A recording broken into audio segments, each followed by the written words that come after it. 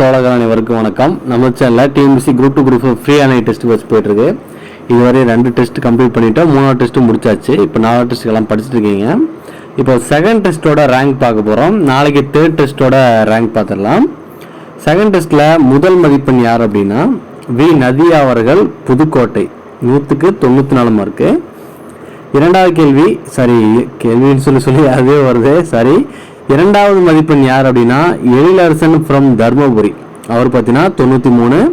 Velammal plus Srivaikuntam அவங்களும் 93.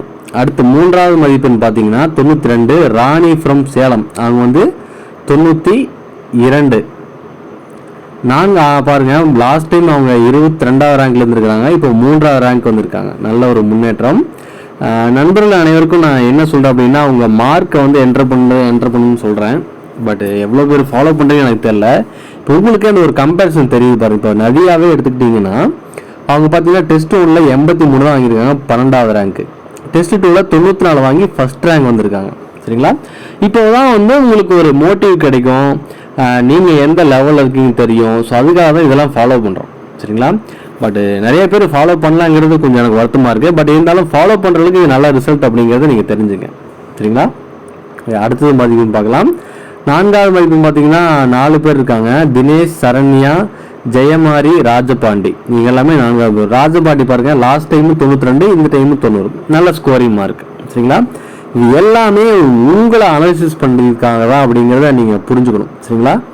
அடுத்தது 5வது மதிப்பெண் யாருன்னு பார்த்தீங்கன்னா பிரேமலதா ஃப்ரம் தேனி, 89. அப்புறம் விஜயலட்சுமி, திண்டுக்கல், இவங்க 5.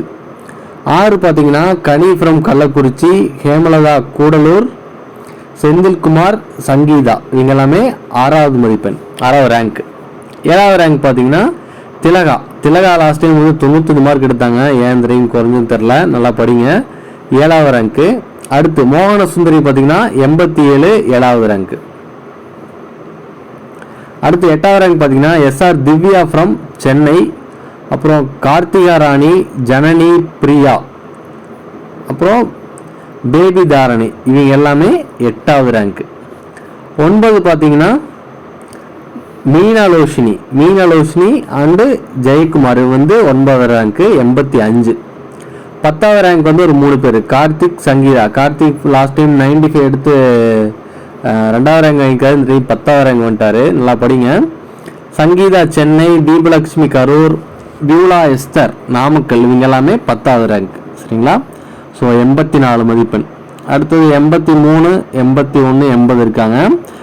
இது வரையும் 10வது ரேங்க் வரையும் ஒரு நல்ல மதிப்பெண், 84 மதிப்பெண் வரையும் ஒரு நல்ல மதிப்பெண் சொல்லலாம். அது கீழே இருக்கிறவங்களாம் உங்கள் ரேங்கை பார்த்துங்க, நீங்கள் எந்த ஸ்டேஜில் இருக்கிறீங்க அப்படிங்கிறத தெரிஞ்சுக்கிட்டு நல்லா படிக்க ஆரம்பிங்க. சரிங்களா? இந்த அடுத்து தேர்ட் டெஸ்ட்டு சீக்கிரமாக எழுதிட்டு உங்கள் மதிப்பெண் என்டர் பண்ணுங்கள். நிறையா நண்பர்கள் தேர்ட் டெஸ்ட் மார்க் போடாமல் இருக்கீங்க. ஸோ உங்களுக்காக நான் இவ்வளோ ஒழிச்சிட்ருக்கேன். பட் உங்களுக்காக நீங்கள் படிக்க இவ்வளோ சோம்பேறித்தனப்படுறீங்க. ஓகே, எல்லாம் பொங்கலுக்கு போயிட்டீங்கன்னு நினைக்கிறேன், அதனால தான் எல்லாம் எழுதாமல் இருக்கீங்க. சரி, ஓகே, உங்களுடைய விருப்பம். என்னுடைய பணியை நான் சிறக்க செய்திருக்கேன். உங்கள் பணியை நல்லா படிக்க வேண்டியது உங்கள் பொறுப்பு. ஏன்னா வேலைக்கு போக வேண்டியது நீங்கள், நான் கிடையாது. சரிங்களா? ஓகே, அடுத்த ரேங்க் லிஸ்ட்டில் பார்க்கலாம். நன்றி, வணக்கம்.